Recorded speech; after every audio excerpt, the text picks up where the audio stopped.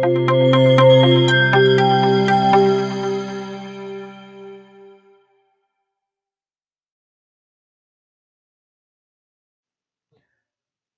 see how we can create text inside ZBrush.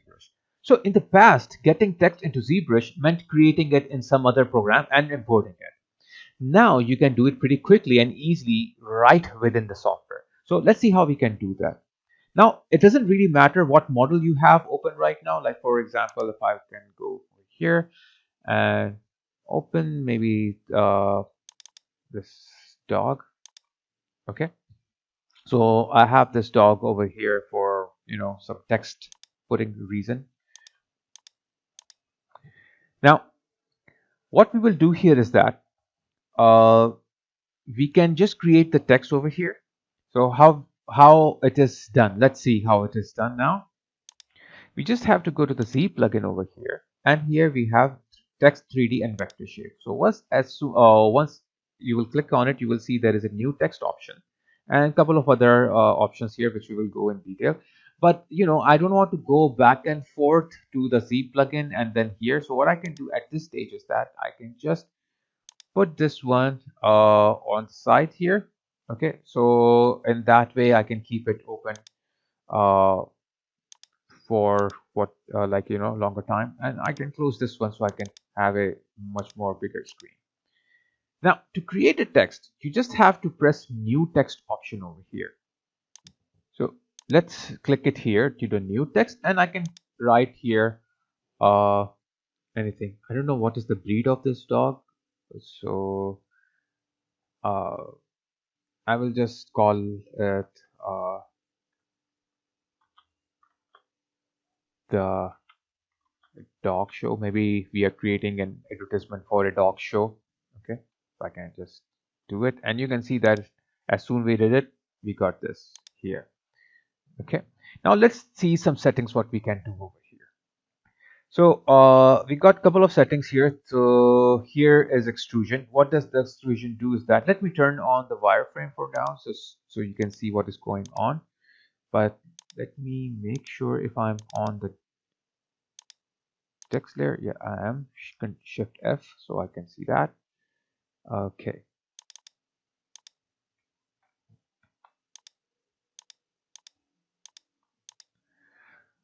So here I have extrusion. If I will extrude this one, so you can see that it is extruding my text over here. Okay, like it is giving a depth, a kind of a depth to my object over here. So let me, yeah, turn this on the wireframe so you can see clearly what is going on over here. Now we could just scale this up and cause that the text come to be deeper. That also we can do. Like suppose if I will get the scale option, and we can scale it just like this. So that also we can do if you don't want to use the extrude. Okay, so it's up to your choice over here.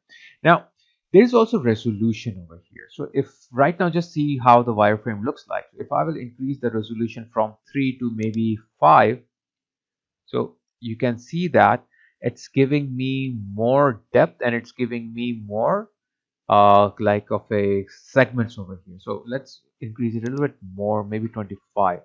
So you can see it is creating more option over here. Okay, let's like more segments over here. So if I'll press 50 here, I think beyond 10 I cannot go. 10 is the maximum, but you can see how many segments of faces we have here. It has become more you can say kind of a high res text. You can like it like a 3D text over here. Now one thing here I have is the adaptive. Now what does the adaptive means? Adaptive means it kind of remove unnecessary polygons, so you can see there's a really straight lines over here. Okay, because actually at this part I don't want the straight lines, but things that are curved, you can see more segments over there. So wherever it requires more segments, it will put more segments, especially on the curves. Okay, like here. But when you have a straight line, there is no need for those. Okay, so you can see there is no segment over here, there is no polygon faces over here. So but if I will turn it off, so you can see that it will add for everything. Okay, so that's what the adaptive do over here. Now adaptive will work, if you just simply wants to show the text here, so you might not need to work on the adapt, you don't want to turn on the adaptive at that point. But for example, if you want to bend your text or you want to create some sort of a deformation, then you can uncheck the adaptive, so you can have more segments to work more precisely on the bending. But for now I will just keep the adaptive turned on. Now let's see what we have next. We have here spacing. You can add some spacing over here by increasing the spacing, okay, between the text letters. So it's just like, if you have worked on typography, there is kerning and there is tracking, so it's similar to that. Okay, but I will keep it 0 over here. Now there's bevel also, so let me go here to the bevel. If I increase the bevel, you will notice that it will give a slight of a bevel, like a out like a out face over here. So I can decrease or increase, so you can have this kind of a extra detail over here. I can increase the resolution of the bevel, so it will become more smoother. And there is a curvature. If I will increase it, so it will make it more like a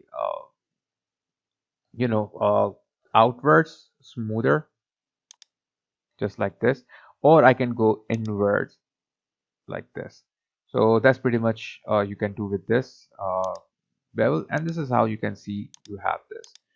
And overall you can also work with these. Okay, you can make them smaller, put wherever you want. Okay, maybe I want it a little bigger and put somewhere here, and try to make the dog uh you know peeking out of this O. That will kind of look interesting.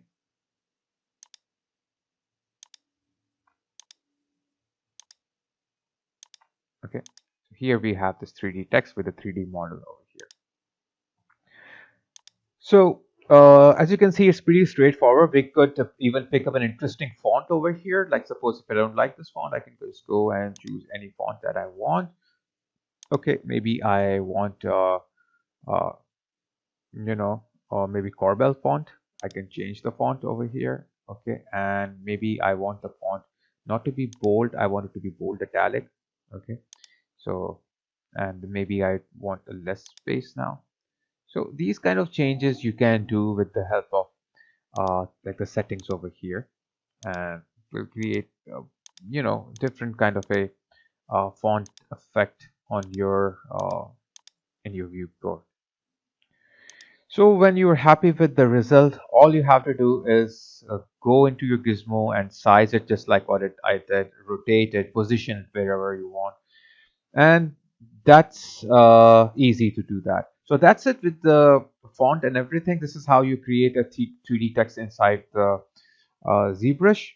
And I hope you can now create text inside the ZBrush, and you can create interesting these text can be you can make labels to put on your objects as well with this 3D. So for example, if I will go back here in the font, uh, there are some fonts that bring up windings. Okay, so if I will do that, so you can see that this font is basically made of icons, so you can use these icons, and already you have a 3D model over here. So quickly you can use these font to create 3D model just like with the help of the text. Okay, so this is how you can create these kind of icon based text, and you can create a lot of different things that will help you. Maybe you're creating something where you want the arrows, 3D arrows, so you can use text for that.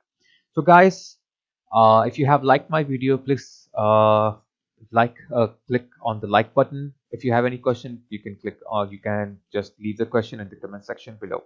Also, if you have not subscribed to my channel, please subscribe to my channel and click on the bell icon as well. Keep supporting me, and I need a lot of subscriber right now so I can get motivated and I can start, you know, making up more content, more videos, so that will help you a lot. So as I told you before, these complete courses, especially Pixologic ZBrush course or Maya course, they all are complete courses, are really expensive outside, and I'm giving all for free. So please help me out so I can create more and more courses to help you all. So guys, take care, and we'll see in the next lesson.